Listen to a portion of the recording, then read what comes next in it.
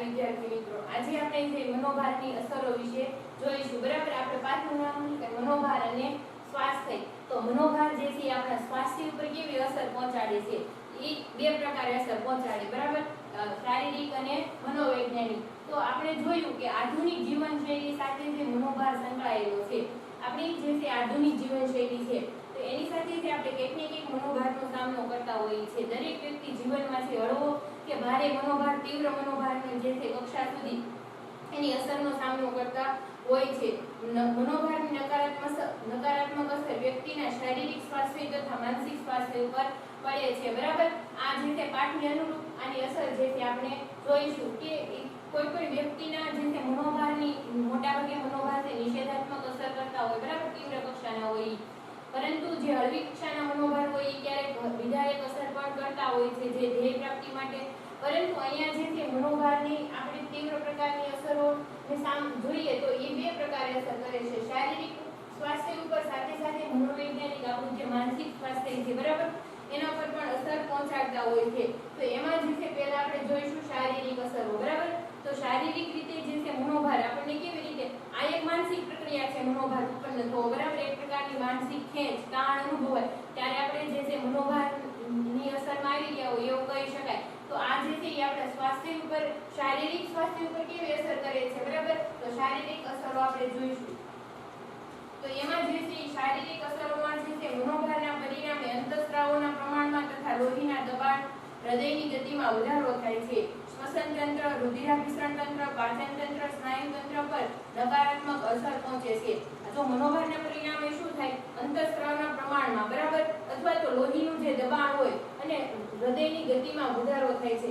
અંતઃસ્ત્રાવનું પ્રમાણ વધી જાય છે. આપણે જોયું કે જ્યારે શારીરિક પ્રતિક્રિયાઓ હોય, બરાબર, વોલ્ટર કેનને આપેલી જે શારીરિક પ્રતિક્રિયાઓમાં જે તે વ્યક્તિ બે પ્રકારે પ્રતિક્રિયા કરતો હોય, એક તો સ્વયં સંચાલિત ચેતાતંત્ર દ્વારા અને એક મસ્તિષ્ક ગ્રંથિઓ દ્વારા. બરાબર, એમાં એડ્રિનલ ગ્રંથિમાં જે છે સ્ત્રાવ છૂટે, પછી ઇન્સ્યુલિનનું પ્રમાણ વધી જવું, આ ઉપરાંત જે છે એ સ્વયં સંચાલિત ચેતાતંત્રમાં અનુકંપી તંત્ર સક્રિય થાય. બરાબર, એના લીધે છે કોર્ટિકોસ્ટેરોઇડ નામનો જે છે સ્ત્રાવ વધારે પડતા પ્રમાણમાં છૂટે, ઇન્સ્યુલિનનું પ્રમાણ વધારે ઉત્પન્ન થાય. તો એડ્રિનલ ગ્રંથિમાંથી છે એ એડ્રિનલ જે સ્ત્રાવ હોય, બરાબર, એ છૂટે, સિરોટોનિન નામનો સ્ત્રાવ જે છે એ, આવા બધા સ્ત્રાવોનું પ્રમાણ જે છે એકદમ શરીરમાં વધી જાય છે મનોભારના સમયે. બરાબર, કેમ કે આપણું જે છે સ્નાયુવિક તંત્ર શું કરતો હોય, મનોભારનો સામનો કરવા માટે વધારાની શક્તિ જરૂર પડતી હોય. બરાબર, એ જે છે શક્તિ પૂરી પાડવાનું કાર્ય કરતું હોય. એના લીધે શું ફેરફાર થાય, અંતઃસ્ત્રાવોના પ્રમાણમાં, પછી લોહીના દબાણમાં. લોહીની ગતિ જે છે ઝડપી બની જાય છે. બરાબર, એના કારણે હૃદયના ધબકારામાં લોહીનું પરિભ્રમણ જે છે ઝડપી બને એટલે તે હૃદયના ધબકારા જે ઓટોમેટિક વધી જાય છે. બરાબર, એવું આપણે જોઈ શકાય છે. શ્વસન તંત્ર, બરાબર, શ્વાસોશ્વાસની ક્રિયા વધે એટલે એની અસર ફેફસા અને સમગ્ર શ્વસન તંત્ર પર પણ થતી હોય છે.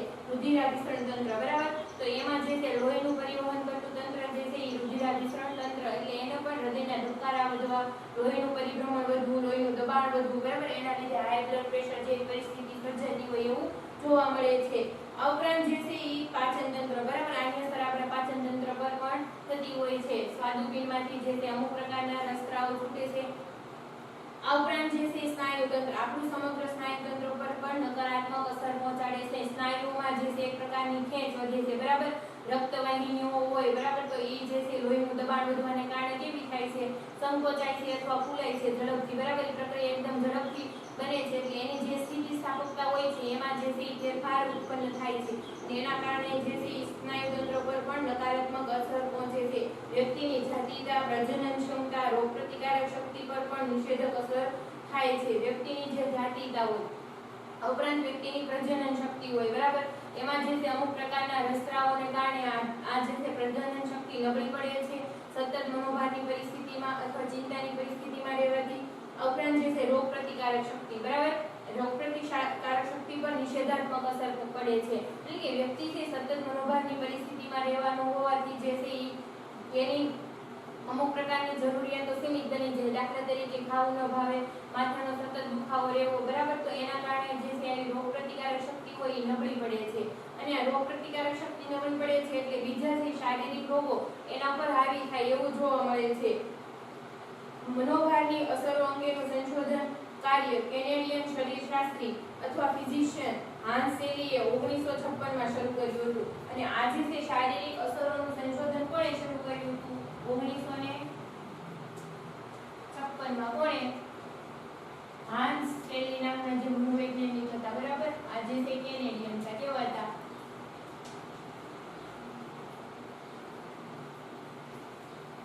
કેનેડિયન એટલે કેનેડામાં રહેતા હતા બરાબર જ્યાં એનું વતન હતું કેનેડિયન શરીરશાસ્ત્રી હતા બરાબર આજે તે મનોવૈજ્ઞાનિક નહોતા પરંતુ કેવા હતા શરીરશાસ્ત્રી એટલે કે તબીબી ફિઝિશિયન બરાબર એની સાથે સંકળાયેલા હતા અને એણે જે તે 1956 માં શરૂ કર્યું તેમણે પોતાના પુસ્તકમાં જણાવ્યું કે બાહ્ય મનોભારકો કેવી રીતે આપણા સ્વાસ્થ્યને નુકસાન પહોંચાડે છે તેમણે બધા પ્રકારના મનોભારકોનો સામેની શારીરિક પ્રતિક્રિયાને જનરલ એડેપ્શન સિન્ડ્રોમ જીએસએ તરીકે ઓળખાવી અને જણાવ્યું કે તેના 3 તબક્કા છે બરાબર એણે શું કર્યું કે પોતાના પુસ્તકમાં એવું જણાવ્યું કે બાહ્ય મનોભારકો જે વાતાવરણમાંથી ઉત્પન્ન થતા મનોભારકો હોય બરાબર આપણે આગળ જોઈએ કે મનોભારકોના પ્રકારમાં પર્યાવરણજન્ય જે મનોભારકો હોય ઈ પોતાના જે છે સ્વાસ્થ્યને કેવી રીતે નુકસાન પહોંચાડે છે બરાબર દાખલા તરીકે ધ્વનિનું પ્રદૂષણ હોય તો એ આપણા સ્વાસ્થ્ય પર કેવી અસર પહોંચાડે છે તો એના નુકસાન પહોંચાડે છે તેને બધા પ્રકારના મનોભારકો સામેની શરીરની પ્રતિક્રિયાને બરાબર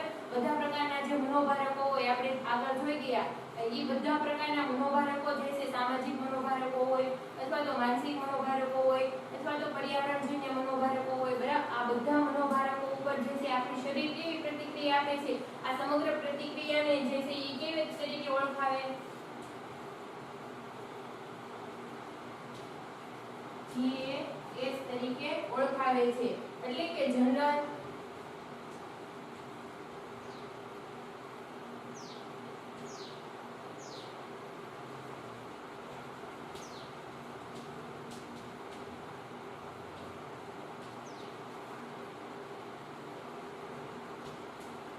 એડેપ્શન સિન્ડ્રોમ તરીકે જે છે એ ઓળખાવે છે અને આ બધી સામેની પ્રતિક્રિયાઓ જે છે એ 3 તબક્કાઓમાં વહેંચે છે બરાબર આના જે છે એ 3 તબક્કાઓ દર્શાવે છે અને એમાં સુરક્ષા તંત્ર અને મનોભાર સામે આપણું શરીર ચોક્કસ પ્રકારની પ્રતિક્રિયા કરે છે અને મનોભાર સામે આપણું શરીર છે એ 3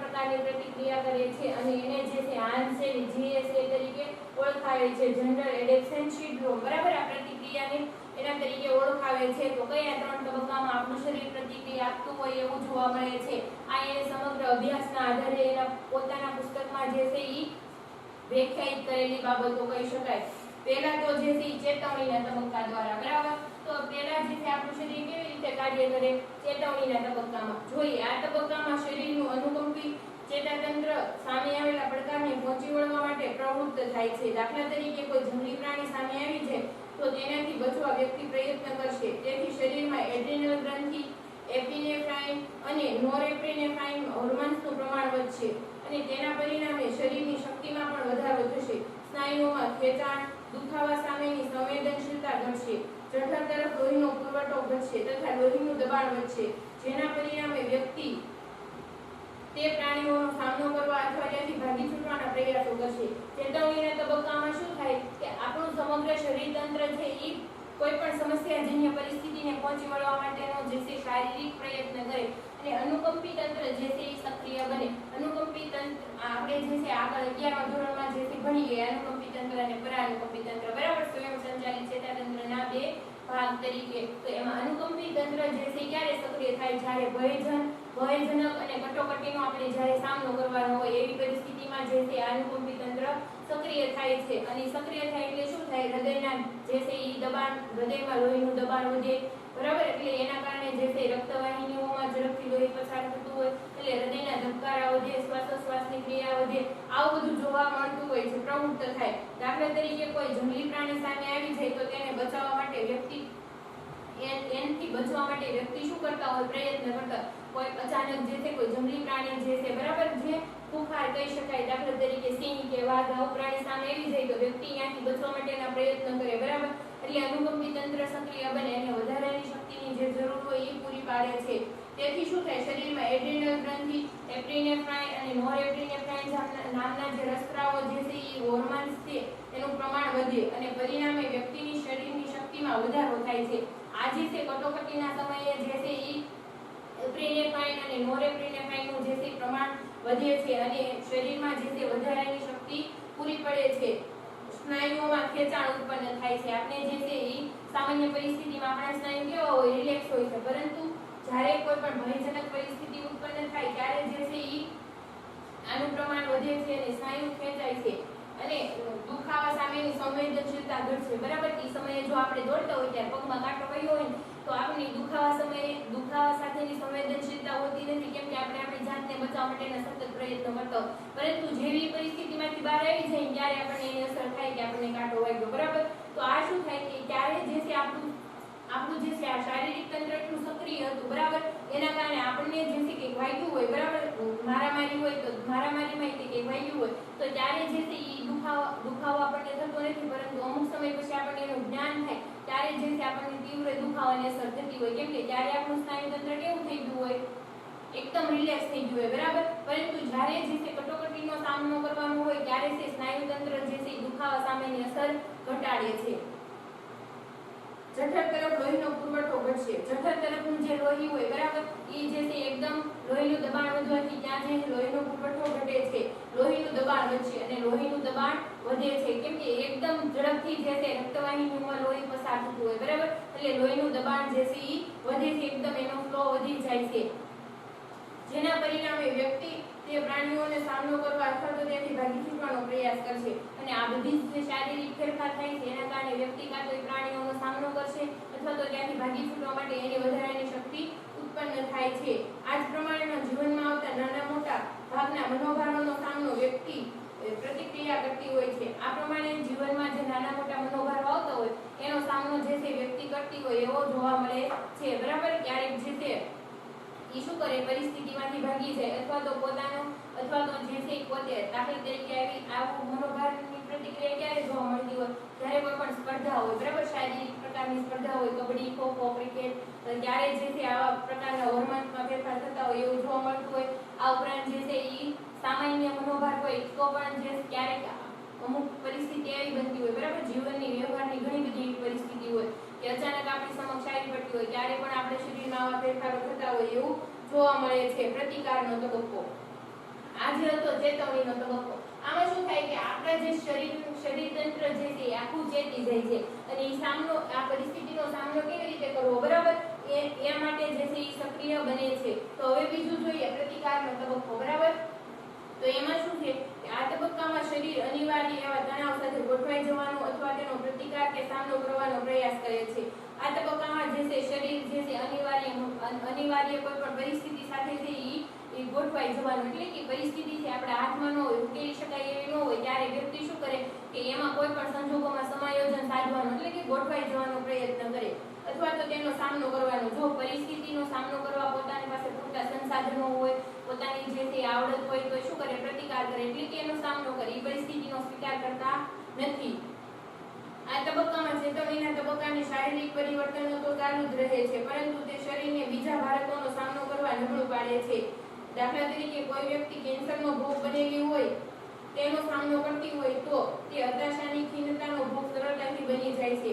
આમાં શું થાય કે આ જે ચેતવણીના તબક્કાના જે શારીરિક પરિવર્તનો હતા એ તો ચાલુ જ રહે છે, પરંતુ ત્યારે અચાનક જે છે બીજો મનોભાર એને આવી ગયો હોય તો એનો પ્રતિકાર કરવાની એની શક્તિ જે છે કેવી થઈ ગઈ હોય, નબળી થઈ ગઈ હોય, કેમ કે ઓલરેડી એક તો મનોભારમાં હોય જ છે. બરાબર, તો ત્યારે જે છે એ નબળું પાડે છે. દાખલા તરીકે જો કોઈ વ્યક્તિ કેન્સરનો ભોગ બનેલી હોય, બરાબર, તો એને અચાનક જે છે કાંઈ અણગમતી બાબતના સમાચાર મળ્યા હોય ત્યારે હતાશા અને ખિન્નતાનો ભોગ કરવા માટે સમસ્યાનો જે છે એ ઝડપથી ભોગ બની જાય છે, એટલે કે હતાશા અને ખિન્નતાનો જે છે સામનો ઝડપથી કરી શકતી નથી, કેમ કે એને જે છે એક પ્રકારનો મનોભાર હોય છે પોતાની લાંબી બીમારીનો. બરાબર, આ ઉપરાંત જે છે વધારાનો મનોભાર આપવામાં આવે તો વ્યક્તિ કેવી થઈ જાય, હતાશા અથવા ખિન્નતામાં જતી રહેતી હોય એવું પણ બનતું હોય છે. આ તબક્કામાં વ્યક્તિ યંત્રવત કાર્ય કરતી હોય તેવો અનુભવે છે. આ તબક્કામાં વ્યક્તિ પોતે જે છે યંત્રવત કાર્ય કરતી હોય એવું, એટલે કે કરવા ખાતર કાર્ય કરતી હોય, બરાબર, કંઈ પણ રસ અભિરુચિ નહીં, જીવન પ્રત્યેનો અભિગમ એકદમ નકારાત્મક થઈ ગયો એવું જોવા મળે છે. કાયમ થાક, ચિંતા અનુભવે છે, પૂરતી ઊંઘ ન લઈ શકે, ક્યારેક આમાંથી છૂટવા વ્યક્તિ વ્યસનોનો સહારો લે છે. વધુ પડતા થાકને કારણે યાદશક્તિ નબળી પડે છે વગેરે લક્ષણો જોવા મળે છે. આ તબક્કામાં જે છે જો મનોભાર લાંબા સમય સુધી રહ્યો હોય, લાંબી તીવ્રતાવાળો હોય, બરાબર, અને વ્યક્તિ છે એનો સામનો કરવા માટે અસક્ષમ હોય તો છે શું કરે કે એ જે છે મોટા ભાગે ચિંતામાં રહેતી હોય અને કાયમ થાક અનુભવતી હોય. આ ઉપરાંત જે છે પૂરતી ઊંઘ ન લઈ શકે, બરાબર, એટલે કે કન્ટિન્યુ જે છે સામાન્ય માણસો ઊંઘ લઈ શકતા હોય 6-7 કલાકની, તો આવા વ્યક્તિઓને જે છે ઊંઘમાં ખલેલ પહોંચવી અથવા તો વારંવાર ઝબકીને જાગી જવું આવું બધું થતું હોય છે. આમાંથી છૂટવા માટે વ્યક્તિ શું કરે કે આડી મનોભારની અસર હોય, બરાબર, લાંબા સમય સુધી ચાલતી હોય તો લાંબા સમયની બીમારી હોય તો એમાંથી છૂટવા માટે વ્યક્તિ વ્યસનનો સહારો લે અથવા તો પ્રેમમાં નિષ્ફળતા ગઈ હોય તો આવો મનોભાર જે છે એ પણ લાંબા સમયનો હોય. પછી બિઝનેસમાં ખોટ ગઈ તો એને સામાજિક આધારો ન હોય, બરાબર, તો આવા મનોભારમાંથી છૂટવા માટે વ્યક્તિ શું કરે કોઈ પણ વ્યસનનો સહારો લે, કાયમી કોઈ પણ એક ટેવ પડી જાય એને, બરાબર, તો એમાં જે છે એ પાન માવાથી માંડી સામાન્ય વ્યસનો, બીડી ગુટખાથી માંડી અને જે છે ડ્રગ્સ સુધીના વ્યસનોનો પણ સહારો લેતી હોય એવું જોવા મળે છે. અને એ વ્યસનોનો સહારો વિમનોભારની તીવ્રતાના આધારે લેતા હોય એવું બનતું હોય છે. વધુ પડતા થાકને કારણે વ્યક્તિની યાદશક્તિ નબળી પડે છે. વધારે પડતો થાક હોય, બરાબર, સ્નાયુતંત્ર એકદમ તંગદિલી અવસ્થામાં રહેતો હોય, એકદમ ખેંચાણની પરિસ્થિતિમાં રહેતો હોય, એટલે જેથી થાકનો અનુભવ કરતા હોય અને એના કારણે જે છે એની યાદશક્તિ ઉપર એટલે કે સ્મરણ શક્તિ ઉપર પણ અસર પડતી હોય એવું જોવા મળે છે. વારંવાર ભૂલી જવું અથવા તો કઈ વસ્તુ ક્યાં મૂકી છે, બરાબર, એ પોતે મૂકી હોય તો એને યાદ ન રહે અથવા તો એને જે કુસમાયોજન તરફ દોરી જતું હોય એવું વર્તન જોવા મળતું હોય છે અને નબળી પડતી હોય છે. આવા બધા લક્ષણો જોવા મળતા હોય, શારીરિક લક્ષણો, બરાબર, વારંવાર જો કોઈ વ્યક્તિને આવું થતું હોય તો જે તે વ્યક્તિ મનોભારનો સામનો કરતી હોય એવું જોવા મળે છે. પ્રતિકાર, બરાબર, એનો હવે નેક્સ્ટ છે થાકનો તબક્કો. પ્રતિકાર કરે, બરાબર, વ્યક્તિ જે છે આમાં શું કરે કે પ્રતિકાર કરે સમસ્યાનો અથવા તો એમાં ગોઠવાઈ જાય અને ત્યાર પછી છે એનું સ્નાયુતંત્ર જે છે એકદમ તંગદિલ અવસ્થામાં રહેવાને કારણે જે છે એકદમ થાક અનુભવે છે, બરાબર. આ તબક્કામાં વ્યક્તિ શારીરિક નબળાઈ અનુભવે છે, પોતાને વધારે પડતી ચિંતા રહેતી હોવાનું સ્વીકારે છે, શારીરિક માનસિક રીતે ભાંગી પડે છે, હતાશ થઈ જાય છે. મનોભાર સતત રહેતા વ્યક્તિને શારીરિક ક્ષમતા ઘટી જાય છે, શારીરિક સમસ્યાઓની સંભાવના વધે છે અને અંતે વ્યક્તિ બીમારીનો ભોગ બને છે. સ્નાયુઓ લાંબા સમયના ખેંચાણને કારણે માથાનો કે ગરદનનો દુખાવો, લોહીનું ઊંચું દબાણ, પાચન સંબંધી તકલીફો તથા માનસિક રોગનો ભોગ બનવાની શક્યતા વધી જાય છે. થાકના તબક્કામાં શું થાય કે શારીરિક નબળાઈ અનુભવે છે. વ્યક્તિ સતત મનોભારનો જે છે સામનો કરતો હોય એટલે જે છે એ શું કરે થાકી જાય છે અને થાક શારીરિક નબળાઈનો ભોગ બને છે. વધારે પડતી ચિંતા રહેતું હોવાનું સ્વીકારે છે અને વધારે પડતી ચિંતા રહેતી હોય અને એવું એ પોતે સ્વીકારે છે કે આ એક પ્રકારની ચિંતામાં હોય, બરાબર, એવું જોવા મળે છે. એનું શરીર પણ એકદમ જે છે એ પાતળું થતું હોય, બરાબર, દિવસે દિવસે વજન ઘટતું હોય એવું પણ જોવા મળે છે. શારીરિક માનસિક રીતે ભાંગી પડે છે. શારીરિક નબળાઈનો તો ભોગ બને છે, સાથે સાથે વ્યક્તિ માનસિક રીતે પણ ભાંગી પડે છે કેમ કે યાદશક્તિ ઉપર પછી એવા બધા ઘણા બોધાત્મક કાર્યો હોય, બરાબર, સમસ્યા ઉકેલવી, નિર્ણય લેવો, આ તાત્કાલિક નિર્ણય ન લઈ શકતા હોય મનોભારને કારણે એટલે જે છે એ માનસિક રીતે પણ ભાંગી પડે છે, હતાશાનો ભોગ બને છે, બરાબર, કે એને જે લક્ષ્ય પ્રાપ્તિમાં અવરોધ આવતા હોય એને કારણે વ્યક્તિ હતાશ થઈને કંઈ પણ કાર્ય કરવાનું છોડી દેતા હોય છે, હતાશાનો ભોગ બને છે. પછી સતત મનોભારમાં રહેતા વ્યક્તિની શારીરિક ક્ષમતા ઘટી જાય છે. સતત મનોભારમાં રહેતા વ્યક્તિની શારીરિક ક્ષમતા ઘટી જાય છે એટલે કે રોજિંદા જીવનમાં જે કાર્ય કરી શકતા હોય, બરાબર, એ કાર્ય કરવા માટે કેવા બની જાય છે, અક્ષમ બની જાય છે. શારીરિક સમસ્યાઓની સંભાવના વધે છે. શારીરિક સમસ્યાઓની સંભાવના વધે છે એટલે શું કે એને જે છે કોઈ પણ શારીરિક રોગો હોય, બરાબર, એને વારંવાર પેટમાં દુખવું, માથું દુખવું, આવી જે છે સ્નાયુઓનો કોઈ પણ દુખાવો એની ફરિયાદો વધારે પડતા પ્રમાણમાં જોવા મળે છે. સ્નાયુઓ લાંબા સમયના ખેંચાણને કારણે માથાનો દુખાવો અથવા ગરદનનો દુખાવો જોવા મળે છે. સ્નાયુઓ જે છે એ મનોભારજન્ય પરિસ્થિતિમાં જે છે એકદમ સક્રિય જોવા મળતા હોય એટલે એમાં ખેંચાણ અનુભવાતું હોય અને એના કારણે શું થાય માથાનો દુખાવો અથવા ગરદનનો દુખાવો થતો હોય એવું જોવા મળે છે. લોહીનું ઊંચું દબાણ, બરાબર, હાઈ બ્લડ પ્રેશર થતું હોય અથવા તો જે છે પાચન સંબંધી તકલીફો એટલે જઠરમાં ચાંદુ પડતું હોય, બરાબર, કેમ કે ત્યાં લોહીનો પુરવઠો ઘટે છે એટલે સૈયા પછીની ક્રિયા જે છે નબળી બને છે અને એના કારણે જે છે પાચન સંબંધી કબજિયાત રહેવી આવું બધું જે છે આવી સમસ્યાઓ વધારે પડતા પ્રમાણમાં જોવા મળતી હોય છે અને માનસિક રોગોનો ભોગ બને છે, બરાબર. માનસિક રીતે પણ હાનિ પહોંચે છે, માનસિક શક્તિ નબળી પડે છે એટલા માટે જે છે સ્મૃતિ ભ્રંશ જેવા માનસિક રોગોનો પણ વ્યક્તિ ભોગ બને છે એવું કહી શકાય છે. આ હતા જે છે સુરક્ષા તંત્ર અને મનોભાર, બરાબર. આંતરૈય આપેલા જે છે ત્રણ તબક્કા હતા કે મનોભાર સામે આપણું શરીર કેવી રીતે કાર્ય પાર પાડે છે. પહેલા ચેતવણીનો તબક્કો આવે, ત્યારબાદ પ્રતિકારનો તબક્કો આવે, પરંતુ જો આ પ્રતિકારમાં વ્યક્તિ છે એ કાંઈ પણ કરી ન શકે ને એ લાંબા ગાળાની મનોભારની અસરમાં સપડાય છે તો જે છે થાકનો તબક્કો શરૂ થાય છે અને એમાં જે છે વ્યક્તિની શારીરિક અને માનસિક શક્તિઓ કેવી થાય છે, ક્ષીણ થાય છે, બરાબર. અને એના કારણે વધારે પડતા મનોભારનો સામનો કરતા હોવાને કારણે ઘણા બધા શારીરિક રોગો અને માનસિક રોગોનો ભોગ બને છે. હવે નેક્સ્ટ જોઈએ આપણે તો મનોશારીરિક રોગો જોવા મળે છે, બરાબર. મનોશારીરિક રોગો જો તણાવ કાયમ રહે તો શરીરના ફેરફારો તથા અંતઃસ્ત્રાવોના કારણે શરીરને નુકસાન થાય છે અને વ્યક્તિ મનોશારીરિક રોગોનો ભોગ બને છે. જો આવો તણાવ જે છે કાયમ રહે, વ્યક્તિ એનો પ્રતિકાર ન કરી શકતો હોય, બરાબર, એને સામાજિક આધારો ન હોય પૂરતા પ્રમાણમાં અથવા તો પોતાના કૌશલ્ય ન હોય, એને કારણે શું થાય કે ઘણી વખત જે છે મનોભાર લાંબા સમય સુધી શકે અથવા તો લાંબા સમયની બીમારી હોય તો આ મનોભાર કાયમ રહે તો શરીરમાં ફેરફારો થાય, અંતઃસ્ત્રાવોના કારણે શરીરને નુકસાન થાય છે. એટલે શું થાય કે હોર્મોન્સનું પ્રમાણ જે છે એનો ફ્લો એકદમ વધતો જ રહે, એનો પ્રવાહ જે છે એકદમ વધારે પડતા પ્રમાણમાં જ હોય તો શું થાય કે વ્યક્તિ મનોશારીરિક રોગનો ભોગ બની જાય, બરાબર. તો મનોશારીરિક રોગો એટલે શું?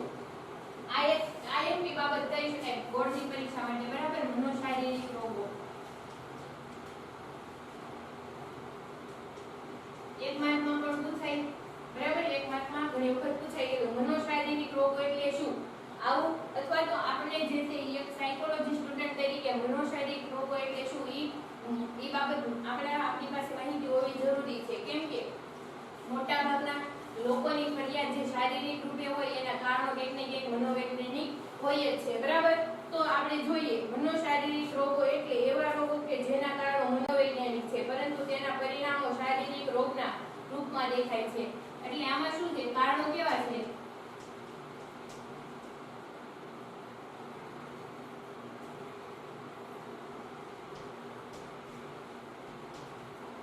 કારણો મનોવૈજ્ઞાનિક છે, બરાબર, પરંતુ એ દેખાય કેવા રૂપમાં? પરિણામો. એનું પરિણામ કેવું હોય? પરિણામ જે છે એ શારીરિક સ્વરૂપનું.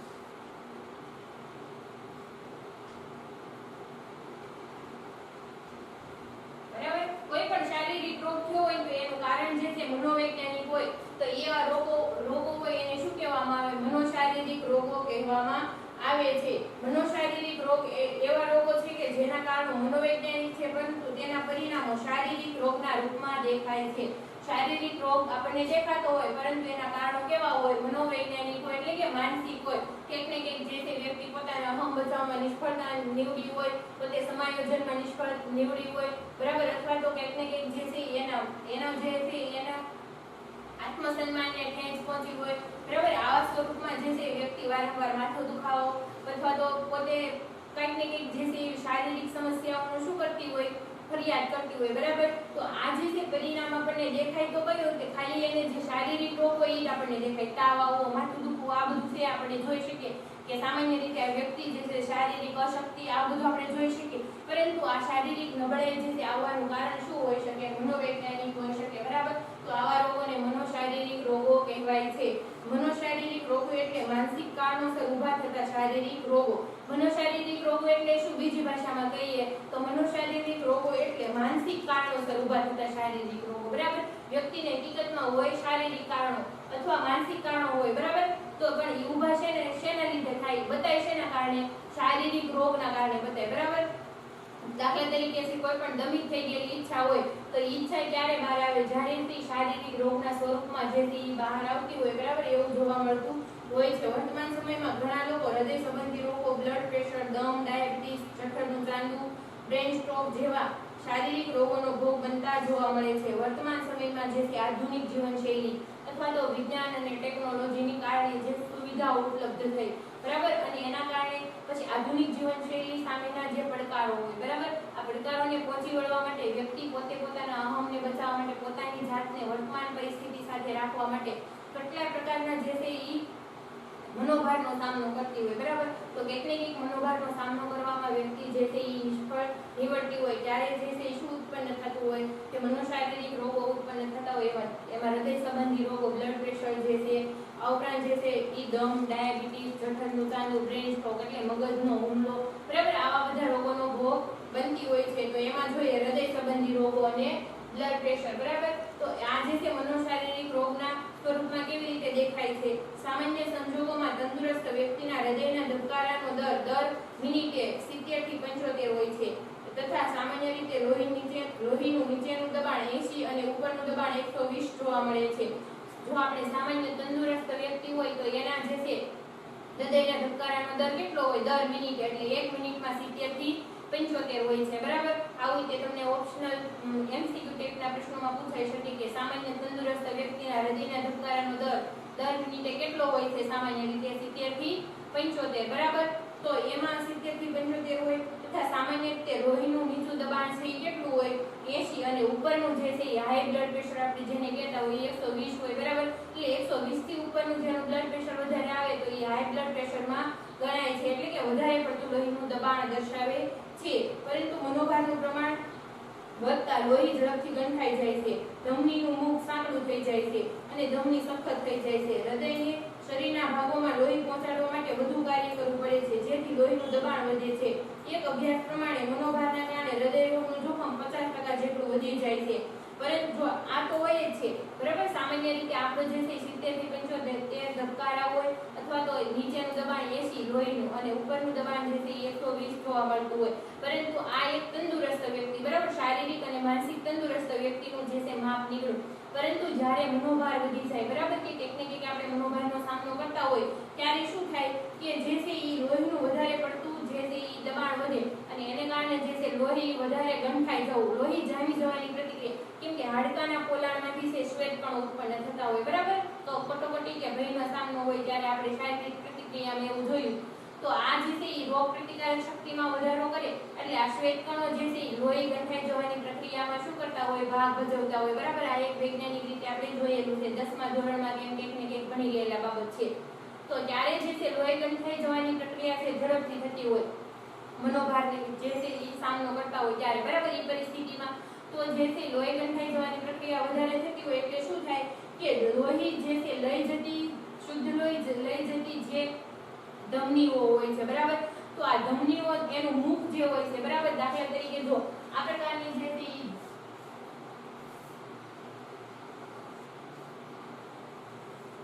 આ પ્રકારની ધમનીઓ હોય, બરાબર. તો આ એનું મુખ છે કે અહીંયાથી જે છે એ લોહી લઈ જાય છે અમુક સમય સુધી. તો અહીંયા જે છે એ એકદમ લોહીનું દબાણ જે છે એ વધી જાય છે અને અહીંયા જે છે લોહી ગંઠાઈ જાય એટલે આનું મુખ છે એ કેવું થઈ જાય? સાંકડું થઈ જાય, બરાબર. જે નોર્મલ સ્થિતિ સ્થાપકતા એટલી હોય તો જ્યારે મનોભાર આવે ત્યારે એટલી થઈ જાય, બરાબર. એટલે એનું મુખ કેવું થઈ જાય? સાંકડું થઈ જાય છે, બરાબર. એટલે શું થાય? લોહી ગંઠાઈ જવાની પ્રક્રિયા બને છે અને ધમની સખત થઈ જાય છે અને અહીંયા જે છે એ ધમની તે કેવી થઈ જાય? સખત એટલે કડક થઈ જાય, બરાબર. સામાન્ય રીતે રક્તવાહિનીઓ કેવી હોય છે? સ્થિતિસ્થાપકતાવાળી હોય છે, લચકતાવાળી હોય છે, પરંતુ લોહી ગંઠાઈ જવાની પ્રક્રિયાને કારણે જે છે એકદમ કડક થઈ જાય છે, સખત થઈ જાય છે. હૃદયને શરીરના ભાગોમાં લોહી પહોંચાડવા માટે વધુ કાર્ય કરવું પડે છે. એટલે જે હૃદય હોય, બરાબર, એને શરીરના જે તે ભાગો સુધી લોહી પહોંચાડવાનું કાર્ય હૃદય કરે છે, બરાબર. એટલે લોહી પહોંચાડવા માટે શું કરવું પડે? અહીંયાથી જે છે આનો ફ્લો વધારે તો જ લોહી બહાર જઈ શકે, બરાબર. કેમ કે આની સખતાઈ છે એટલા માટે છે શરીરને વધારે પડતું કાર્ય કરવું, એટલે હૃદયને જે છે વધારે પડતું કાર્ય કરવું પડે છે, બરાબર. તો આ વધારે પડતું કાર્ય કરે એટલે શું થાય કે એને એક પ્રકારના દબાણથી જે છે પ્રેશરથી આપણે જોઈએ સામાન્ય રીતે પાણી આવતું હોય, બરાબર. તો એ જે છે મોટર વગર પાણી આવતું હોય ત્યારે એકદમ નોર્મલ પરિસ્થિતિમાં પાણી સરળતાથી નળીમાંથી બહાર આવતું હોય એવું જોતા હોય, બરાબર. પરંતુ ક્યારેક જે છે પાણીની અછત ઊભી થાય, બરાબર. તો શું થાય કે આપણે જે છે મોટર શરૂ કરવી પડે, વધારાની કરવી પડે. તો ક્યારે જે છે જે પાણી આ એકદમ સ્લો ગતિથી આવતું હોય એકદમ પ્રેશર સાથે આવે છે કે નથી આવતું, તો આપણે વચ્ચે શું કર્યું? મોટર મૂકી, બરાબર. તો આ જે છે મોટર જેવું તે કામ હૃદયનું છે, અહીંયા એ વધારે પડતું કાર્ય કરવું પડે છે, બરાબર. એને અને એના કારણે શું થાય કે જેમ મોટરથી વધારે પાણીનો ફ્લો નીકળે છે એવી જ રીતે છે એ હૃદયને પણ વધારે જે છે એ દબાણથી ત્યાં સુધી લોહી પહોંચાડવું પડે છે, બરાબર. એટલે છે હૃદયના ધબકારા વધી જાય છે, દબાણ વધે છે. આપણે કેમ એક પ્રકાર વધારે પડતું એક મશીનરી જોઈન કરી, બરાબર, એમ હૃદયમાં પણ જે છે એ વધારે ફ્લો થાય છે અને એના કારણે જે છે લોહીનું ઊંચું દબાણ થાય છે. લોહી ઊંચું દબાણ થાય તો જ ધમનીમાંથી લોહી પસાર થઈને જે તે અંગ સુધી લોહી પહોંચી શકે, બરાબર. એટલા માટે જે છે હાઈ બ્લડ પ્રેશરનો સામનો કરતા હોય લોકો એવું પણ જોવા મળે છે અને આ જે છે શેના કારણે થાય? મનોભાર ઉત્પન્ન થાય એના કારણે આવું બધું થાય છે, બરાબર. મનોભાર ઉત્પન્ન થાય એટલે લોહીનું દબાણ પણ વધે છે અને આવું જે છે કાયમી પરિસ્થિતિ રહે એટલે હાઈ બ્લડ પ્રેશરના જે છે એ દર્દી બની જાય છે લોકો, બરાબર. અને અત્યારે મોટા ભાગના લોકો જે છે 55, 60 કે 45 વર્ષથી ઉપરના લોકો જે હોય, બરાબર, 50 ની આજુબાજુના લોકો, તો 70% લોકોમાં જે છે આ સમસ્યા એ આમ પ્રભુત્વ જમાઈ ગઈ છે એવું કહી શકાય, બરાબર. કંઈક ને કંઈક જે છે એ લોકોને હાઈ બ્લડ પ્રેશરની બીમારી જોવા મળતી હોય છે. હવે નેક્સ્ટ જોઈએ દમ. તો દમ રોગ માટે શરીરના આંતરિક અને બાહ્ય કારણો જવાબદાર હોય છે. એમાં આંતરિક કારણોમાં મોટાભાગે મનોભાર જવાબદાર હોય છે. એક અભ્યાસ મુજબ જે બાળકોને વારંવાર દમની તકલીફ થતી હોય તેમનામાં મુખ્યત્વે લાગણી સંબંધી મનોભાર જવાબદાર હોય છે. દમના રોગો માટે શારીરિક અને બાહ્ય કારણો બંને જવાબદાર હોય, બરાબર. શારીરિકમાં જે છે શરીરના આંતરિક અને બાહ્ય કારણો. તો આંતરિક કારણોમાં જે છે મોટાભાગે મનોભાર જે છે એ જવાબદાર હોય. અને એક અભ્યાસમાં એવું જોવા મળ્યું કે બાળકો હોય, બરાબર, એને દમનો રોગ હોય. દમ એટલે શ્વાસ લેવામાં તકલીફ થવી એક પ્રકારની, બરાબર. તો આ લોકોને જેમ બાળકોને દમનો રોગ હોય તો અભ્યાસમાં એવું જોવા મળ્યું કે એનામાં જે છે લાગણી સંબંધી જે છે સમસ્યા વધારે મોટા પ્રમાણમાં હોય. એટલે કે જે તરછોડાયેલું બાળક હોય, અનાથ બાળક હોય, બરાબર, જેને માતા પિતાનો પ્રેમ ન મળતો હોય, કુટુંબીજનોનો પ્રેમ ન મળતો હોય, બરાબર, પ્રેમથી વંચિત રહેતા હોય, એની લાગણીથી સંતોષાતી ન હોય, બરાબર. દાખલા તરીકે માતા પિતામાંથી એકનું મૃત્યુ થવું અથવા તો બંનેના છે છૂટાછેડા થવા, લગ્ન જીવનમાં ભંગાણ, કંકાસયુક્ત લગ્ન જીવન, આવા બધા કારણોની અસર જે છે એ બાળકો પર થતી હોય, બરાબર. તો એના કારણે જે છે બાળકો પ્રેમથી વંચિત રહે છે, બરાબર. તો આ જે છે લાગણી સંબંધી જે ખોટ ઉત્પન્ન થાય છે તો એના કારણે બાળકોમાં દમ જે છે એ જોવા મળતો હોય છે. આ રોગ ધરાવતા બાળકોના પરિવારમાં માતા પિતા અને કૌટુંબિક મનોપચાર આપવામાં આવે તો બાળકના દમના રોગ પર કાબુ મેળવી શકાય છે. જો આ રોગ હકીકતમાં શારીરિક છે પરંતુ એના કારણો કેવા છે? મનોવૈજ્ઞાનિક છે, બરાબર. અને આમાંથી બાળકની શારીરિક સારવાર કરવામાં આવે, સાથે સાથે શું કરવામાં આવે કે બાળકના માતા પિતાનો અથવા તો એના કુટુંબીજનોનો મનોપચાર કરવામાં આવે. મનોપચાર કરવો એટલે શું કે એને જે છે કંઈક ને કંઈક મનોવૈજ્ઞાનિક રીતે ડિસ્ટર્બન્સ વાળું વાતાવરણ છે, બરાબર. એ વાતાવરણને આપણે યોગ્ય બનાવવા માટે એઝ અ સાયકોલોજિસ્ટ તરીકે અથવા કાઉન્સેલર તરીકે શું કરવાનું હોય છે કે જે મનોવૈજ્ઞાનિક વાતાવરણ છે એમાં ભંગાણ ઉત્પન્ન થયું છે, બરાબર, એ ભંગાણ જે છે પૂરવાનો પ્રયત્ન કરવાનો હોય છે. એટલે કે એના કુટુંબીજનોને સમજાવવામાં આવે છે, એના માતા પિતાને સમજાવવામાં આવે છે, બાળક સાથે કેવું વર્તન કરવું છે એને યોગ્ય વર્તનની સમજણ આપવામાં આવે છે, બરાબર. તો જે છે શું થાય કે બાળકના જે દમ હોય, બરાબર, એ રોગ સંબંધી આપણે શું કરી શકીએ છીએ? એમાં સારી એવી ઉપચાર એટલે કે સારી એવી રિકવરી પ્રાપ્ત કરી શકીએ છીએ, કાબુ મેળવી શકીએ છીએ. આ જ પ્રમાણે દમનો રોગ ધરાવતા ઘણા દર્દીઓને મનોભારનું વ્યવસ્થાપન કરવાની તાલીમ આપવામાં આવે છે તો દમના હુમલાઓ ઘટાડી શકાય છે. તો આ રીતે જે છે દમના રોગો હોય, બરાબર, તો આવા દર્દીઓને શારીરિક સારવારની સાથે સાથે, બરાબર, એટલે કે ટેબ્લેટ કે એવું બધું તો આપવામાં આવે તે સાથે સાથે શું કરવામાં આવે કે મનોભારનું વ્યવસ્થાપન કરવું એટલે શું કે મનોભાર સામે વ્યક્તિ કેવી રીતે ટકી અથવા તો એનો સામનો કેવી રીતે કરી શકે, બરાબર, અથવા તો મનોભારથી એની પરિસ્થિતિથી એમાંથી બહાર કેવી રીતે નીકળી શકે, બરાબર. એની યુક્તિ પ્રયુક્તિઓ, આસન, પ્રાણાયામ જે છે, સંગીત સાંભળવું, આવી બધી જે છે મનોભારની સામેની લડવા માટેની પ્રયુક્તિઓ જે છે એ બતાવવામાં આવે છે અને એનું વ્યવસ્થાપન કરી દેવામાં એટલે કે એનો સમય જે છે એ નક્કી કરી દેવામાં, એક પ્રકારનું શેડ્યુલ નક્કી કરી દેવામાં આવે છે, બરાબર. તો આમાં જે છે સાયકોલોજિસ્ટ હોય, સાયકાટ્રી હોય અથવા તો કાઉન્સેલર હોય, સામાજિક કાર્યકર હોય, આ બધા જે છે મહત્વની ભૂમિકા ભજવતા હોય છે, બરાબર, મનોપચાર કરવામાં અથવા તો મનોભારનું વ્યવસ્થાપન કરવામાં એવું કહી શકાય. તાલીમ આપવામાં આવે તો દમના હુમલાઓ ઘટાડી શકાય, બરાબર. તો શારીરિક સારવાર દ્વારા જે છે દમ નાબૂદ કરી શકાય છે અથવા તો આવી મનોપચાર આપવામાં આવે અથવા તો મનોભાર વ્યવસ્થાપન કરવામાં આવે તો શું કરી શકાય કે દમના હુમલાઓ ઘટાડી શકાય છે અને વ્યક્તિ જે છે નોર્મલ જીવન જીવી શકે એ માટેના પ્રયત્નો કરવામાં આવે છે, બરાબર. તો આ જોયું આપણે આગળ હૃદય સંબંધી રોગો અને દમ, બરાબર. આ બે મનોશારીરિક રોગ અંગે આપણે માહિતી મેળવી. તો હવે પછીના લેક્ચરમાં આપણે છે મધુપ્રમેહ, જઠરનું ચાંદવું, મગજનો હુમલો, બરાબર, આ જે મનોશારીરિક રોગો છે એના વિશે આપણે માહિતી મેળવીશું, બરાબર. આ જે છે પરિસ્થિતિને ધ્યાનમાં રાખીને આજે આપણે લેક્ચર અહીંયા પૂર્ણ જાહેર કરીએ છીએ. આભાર.